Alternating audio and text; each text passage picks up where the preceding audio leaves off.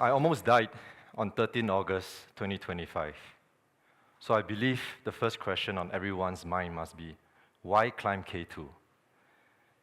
8 years ago, I summited Mount Everest. I had thought that was an achievement of a lifetime. Then I read that K2 is the savage mountain. It's the mountain of mountains.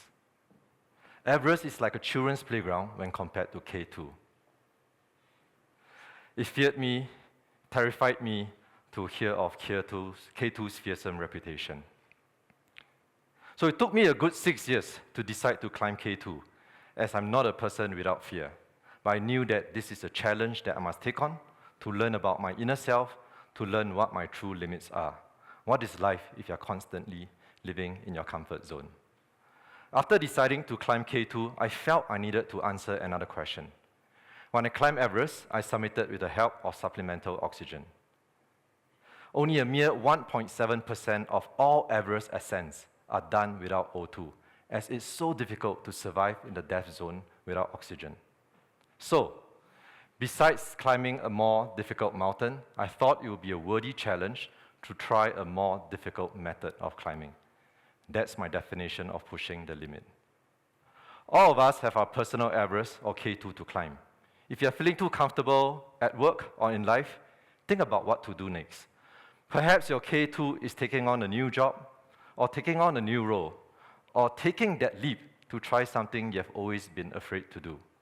If you leave with just one message from me today, it is this: be humble, be prepared, never give up, and surround yourself with the best people you can find.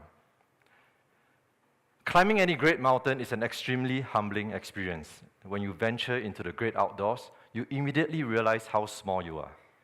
You also realize how unimportant you are. You may be the CEO of the most successful company in your country, or someone without titles or trappings of success. The mountain treats all of you equally, which is it doesn't care who you are. If the mountain decides it's time for you to go, you go. It quickly removes whatever ego or pride you accumulated in society. It's an extremely refreshing feeling, at least to me. You realize a lot of things you thought are important in life, like how people view you, are actually unimportant after all. That's why I love going back to the mountains. Climbing a big mountain like K2 requires a lot of preparation. A lot of people ask me how long one takes to train for it. If you start from scratch, perhaps 2.5 to 3 years of training. If you have 20 years of foundation behind you, 6 to 8 months of hard training. For me, I was training 2 to 5 hours per day, 6 days a week with only one rest day for my tired body to recover. Of the 6 days, 3 days were spent doing extremely long runs, 20 kilometers on average, to build up my cardiovascular ability. 2 out of the 6 days were spent doing the most boring stair climbs in Singapore, carrying up to 70% of your body weight for up to 5 hours non-stop. 1 out of the 6 days was spent in the gym training your core muscles. Training is tough, training is monotonous, training builds discipline. There is no shortcut to success. This is the price to pay if you wish to climb K2 without O2. I encourage you to adopt the same disciplined approach in your life. If you wish to achieve something worthy, you've got to invest the effort, and it will pay off. Preparation is not only in the realm of training, but also in planning. I practice the most conservative risk management on the mountain. If people bring 500 meters of rope along, I bring 1,000 meters, so that I do not find myself short of rope at critical times. I wasn't planning to climb with oxygen, yet I brought oxygen bottles along. In fact, double what a typical climber brings, just in case I needed them. To me, my primary goal is not reaching the summit, but going home safely to my family. If most climbers bring one personal Sherpa along, I bring 3 personal Sherpas to deal with contingencies. And true enough, because of rope fixing issues near the summit of K2, other expeditions teams have to tap on my surplus of Sherpas to ensure that the mountain can be successfully summited in 2025 for everyone. Speaking of risk management, this is a funny but harrowing story I'd like to share with you. In this video, you see me climbing onto a rickety old box and going onto a zip line. 3 days before, the raging river swept away the only bridge in this village. The villagers quickly got into action, and created a zip line to allow people to cross the river. On the afternoon of my arrival, I took a look at the zip line and decided not to cross. Now, I'm not a civil engineer by training, but neither are the villagers, and the zip line did not look solid enough back then. So I told my team to make camp for the night and requested for the zip line contraption to be improved. Risk management, right? Naturally, the villagers were very upset because it was a money-making operation for them. In fact, the people in this village, they are very smart in their pricing strategy. For local Pakistanis, they did not have to pay any money to use the zip line. For myself and my Nepali Sherpas, they wanted $40 per person, which is a month's earnings for them. If you are a white guy, too bad, $100 a person. If you are Indian, that's the worst, $200 a person, because Pakistan was recently at war with India. Nevertheless, we held our ground and walked away. And true enough, when we returned the next morning, the zip line was vastly improved. That's risk management for you. But even then, my heart was pounding very quickly as I zipped across the river. This was the same river that smashed a bridge to pieces 3 days before. And I knew if I fell in, my body would suffer the same fate through. Now, one can be the best trained, the most risk-averse climber on a mountain, yet things will always have a way of not panning out the way you wish it would. K2 is a highly volatile and uncertain mountain. In such a scenario, you can only dig into that special inner strength to allow you to survive another day. It is called grit and resilience. On my last day on K2, 13 August 2025, it was the closest I came to death. Rocks started zooming past us at very high speeds, like bullets in a war zone. First, you hear them coming. They sound like helicopter blades.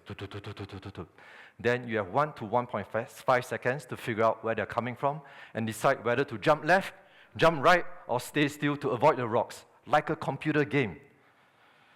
Here you are extremely exhausted after 2 months of climbing, yet you had to be at your sharpest. Otherwise, you might die. I was also in extreme pain as I was moving too quickly in my bulky 8,000-meter boots. Now, these boots are not designed for running at all.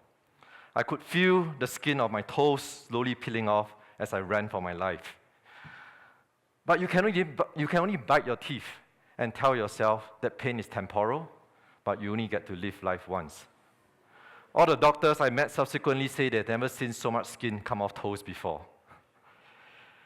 Eventually, the rocks stopped falling after 3 hours, though that felt like eternity to me. When I realized that I was going to walk out of the ordeal alive, I broke down and cried tears of relief. Now, when I wake up every day, I'm just thankful for the simple opportunity to be alive. You can say that my view of life has changed quite a bit since. The final lesson I love to share is this. Surround yourself with the best team you can find.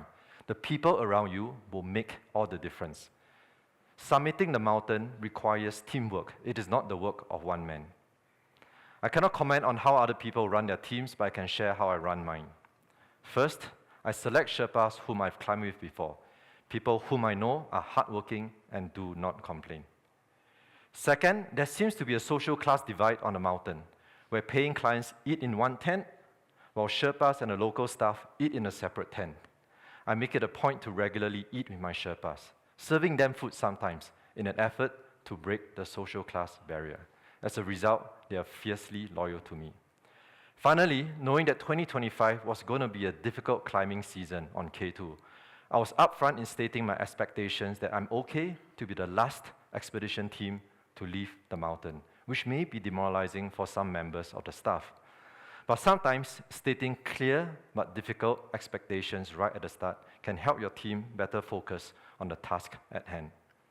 So, this is what K2 without O2 taught me. Be humble, be prepared, never give up, and surround yourself with the best people you can find. Whatever your K2 is, I wish you every success in your climb. But more than that, I wish you the courage to begin it. Because it's not just about reaching the summit. It's also about the journeys we take. Every step you take will change you a little. You'll chisel away fear and reveal strength you didn't know you had. Life is learning about yourself when the air thins, when the risks rise, and when you can't help but cry tears of gratitude for simply being alive. So, when your next mountain calls, my advice to you is, do not wait. Take the first step. Because all great climbs and all great life journeys begin with our courage to take the first step. What is your K2? Thank you.